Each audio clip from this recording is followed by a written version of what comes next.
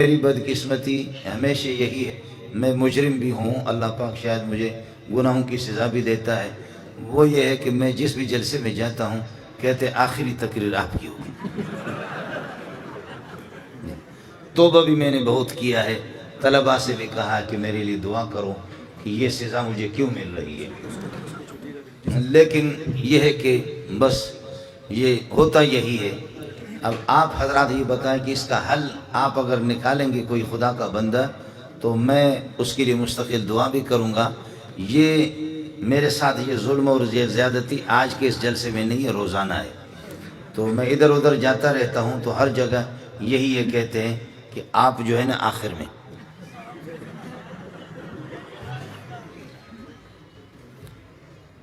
مولوی صاحب کو مذاقی تھا تو رات کافی بیت چکی ہے، اب 12:30 بج رہے ہیں اور مولوی صاحب کو بیان مل گیا۔ یہ میرے عزیز ہے، یہاں بیٹھے ہوئے مولانا نصیب صاحب، تو ہمارے ایک دوست ہے، عزیز ہے ہمارے، وہ بھی جو سینے میں بات ہوتی ہے اس کو باہر نکال دیتا ہے، چھپاتا نہیں ہے اس کو۔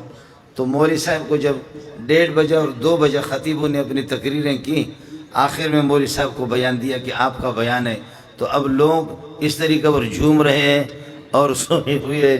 تو ایک آدمی نے اس قسم کا بم چھوڑا کہ خدا کی پناہ، یہ حضرت چونکہ موجود ہے آپ اسے پتہ بھی کریں۔ تو ایک آدمی نے وہ زبردست قسم کا بارود جب اس نے چھوڑا، بارود چھوڑنے پہ مولوی صاحب نے شروع کیا تھا نحمدہ و نصلی علی رسولہ الکریم، سامنے سے جواب آ گیا ڈر۔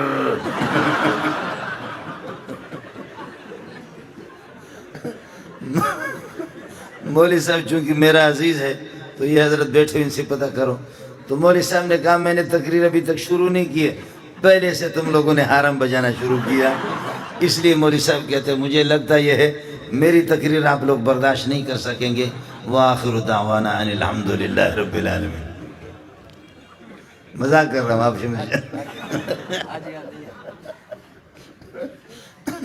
مولوی صاحب نے کہا خدا کی بنا بھائی مجھ سے تقریر نہ کرواؤ ورنہ حالات پاکستان کے خراب ہو جائیں گے، اور اس طریقے پر جو ہے نا پولیس والے غریب کس کو پکڑیں گے جب اس قسم کا سلسلہ شروع ہو جائے گا۔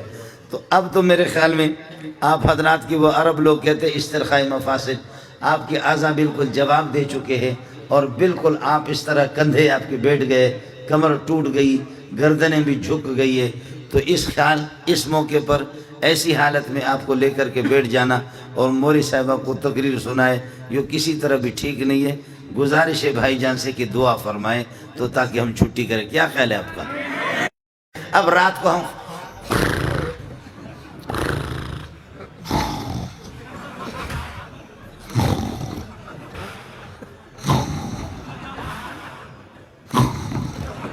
خدا کی قسم، اور وہ ایک موٹا سا، اس موٹے کو چارپائی، سندھ میں جو کوئی مہمان آتا ہے تو چارپائی بھی اس کو سلاتے، چارپائی بھی اس کو باہر سلایا گرمی کی وجہ سے۔ اب جب اس نے حرم بجانا شروع کیا تو ایک چھوٹا سا کتا جس کو ٹیپو کہتے ہیں نا، ٹیپو ٹیپو ٹیپو، کتا آ کر کے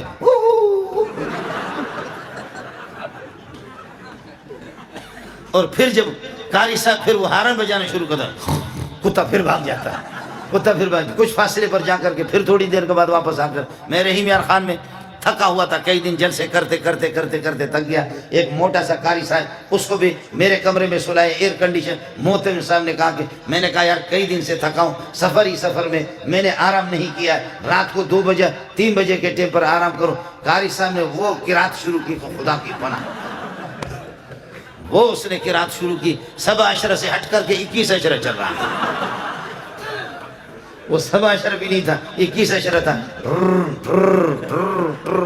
میں وہاں سے اٹھا جا کر کے محترم کے دروازے کو میں نے کھٹکھٹایا، محترم غریب باہر نکلا، قمیص اس کی نہیں تھی، بنین پہنے ہوئے تھے، کہنے لگے کیا قیامت آ گئی؟ میں نے کہا یہ قیامت تو میں نہیں جانتا، یہ قیامت سے کم نہیں ہے۔ تم جاؤ کمرے کے اندر اس کو دیکھو۔ محتمی بڑا ہوشیار تھا، اس نے اپنے موبائل چالو کر کے لے جا کر کے اس کے قریب رکھا۔ میرے لیے وہاں سے اس غریب نے کوئی چارپائی مارپائی کہیں سے نکالا، ایئر کنڈیشن والا کمرہ مجھے نصیب نہیں ہوا، اس نے باہر کوئی چارپائی نکالی، وہاں پر کوئی مچھردانی لگائی اور کوئی پنکھا لگایا، ادھر پھر یہ کہ میں سو گیا۔ اس نے ٹیپ کر دیا اور ٹیپ کر کے صبح کو قاری صاحب کو میں نے کہا قاری صاحب نے بھی، اس نے بھی 2 شادیاں کی ہوئی تھی، میں نے کہا قاری صاحب خدا کی قسم تمہاری بیویاں اگر نماز بھی نہ پڑھے تب بھی جنت میں جائیں گی۔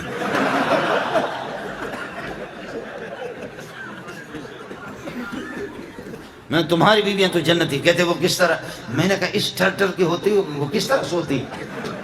وہ بیویاں اور بچے ایسے جو تم نے ٹھر شروع کیا وہ کس طرح؟ کہتے نہیں میں کوئی ٹھر نہیں کرتا۔ محتوی نے موبائل کا بٹن لگایا، کہا یہ ہے سر، یہ آپ کی رات والی قراتیں جو آپ تہجد میں پڑھا کرتے ہیں۔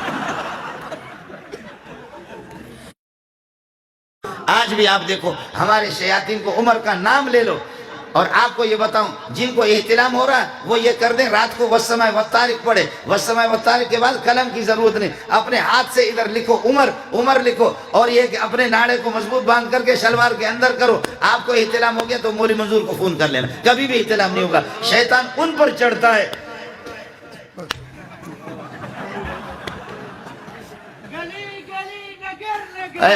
تو چھڑو ہو گیا، کر کے دیکھ لینا۔ میں برطانیہ میں نہیں رہ رہا، فرانس میں نہیں رہا، اسی ملک کے اندر رہ رہا ہوں، اسی ملک میں رہ رہا ہوں۔ ایک ظالم نے، اس خبیث نے، شین یا عین ہا، سمجھ میں گئی نہیں؟ شین یا عین ہا، اس نے 2 گدھے رکھے اور خود ہی گدھا لیکن 2 گدھے رکھے۔ اس ظالم نے، اس خبیث نے ایک گدھے پر لکھا ابو بکر اور دوسرے گدھے پر اس نے لکھا عمر۔ اڑے چھوڑ، دوسرے پر اس نے لکھا عمر۔ اچانک ایک دن یہ کہ ان کو کھول رہا تھا تو وہ ایک گدھے نے کس کر کے اس کے منہ پہ لات مارا اور اس میں وہ مر گیا، مردار ہو گیا۔ لیکن ہمارے اخبار والے ہوتے تو لکھتے کہ شہید ہو گیا، اس لیے کہ یہ بھی تو گدھا ہے، یہ کہتے شہید ہو گیا۔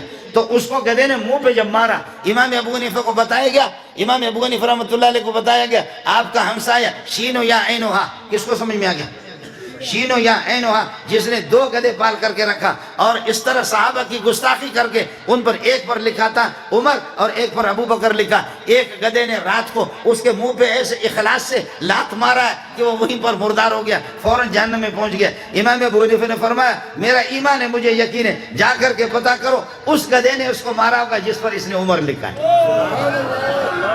جا کر کے پتہ کر کے معلوم کر لو کہ کس گدھے نے مارا ہے، جس پر عمر لکھا ہے اسی نے اس کو یہ کہ مارا ہوگا۔ چنانچہ لوگ گئے، معلوم ہو گیا کہ جی ہاں اسی گدھے نے مارا کہ جس پر اس نے عمر لکھا تھا۔ کاش کہ عمر زندہ ہوتا تو تمہاری کھال اتار دیتا۔ نیند تو نہیں آ رہی؟ فرمایا کہ عمر، اور حدیث میں آتا ہے کہ جس وقت اذان ہوتی ہے تو شیطان یہ کہ بھاگ جاتا ہے، یا پھر وَلَهُ زُرَاتٌ، شیطان ٹیٹ مارتا ہے، تپختہ کے سوائے تیزونا۔ یہ حدیث ہے، یہ بخاری ہے، یہ مسلم ہے، یہ میرے نبی کا ارشاد ہے کہ جب اذان ہوتی ہے اللہ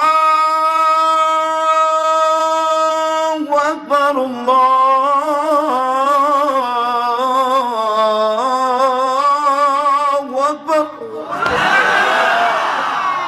جب یہ اذان ہوگی نا، جی ہاں حدیث رسول ہے۔ آج عمر کو برداشت نہیں کرتے۔